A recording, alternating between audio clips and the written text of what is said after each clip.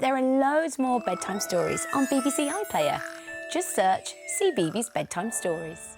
Hello, I'm Mr. Motivator, and I love wild things. The sights, the smells, the sounds. You know, there are lots of wild things everywhere. Tonight's bedtime story is all about a boy who goes and finds bright and beautiful wild things in the city. It's called Into the Wild, and it's written and illustrated by Thomas Docherty.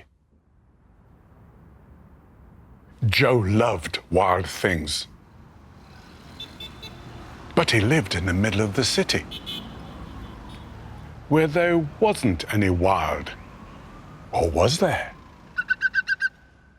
When Joe looked outside, the first thing he noticed was the sound of birdsong, and then a light breeze. Next, a gust of wind blew in. A leaf, a twig, seeds, until the wild grew in Joe's room and led him out into the wild city. Now he was looking closely. Joe could see that the wild was all around him.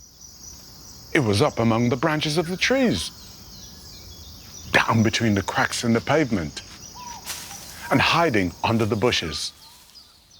And the more Joe looked, the more the wild grew, and grew, and grew, until Joe felt completely wild.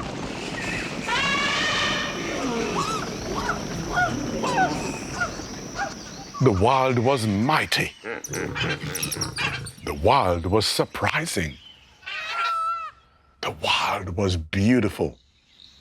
The wild was precious. The wild was home. That night, Joe slept with the wild in his heart, because the wild is everywhere. And we are the wild too. Wow, what a wild book. Joe found so many wild things around the city, and they filled his dreams. It's time to go to bed now. So snuggle up, wild things, and I hope your dreams are full of wonderful wild things tonight. Good night. There are loads more bedtime stories on BBC iPlayer. Just search CBeebies Bedtime Stories.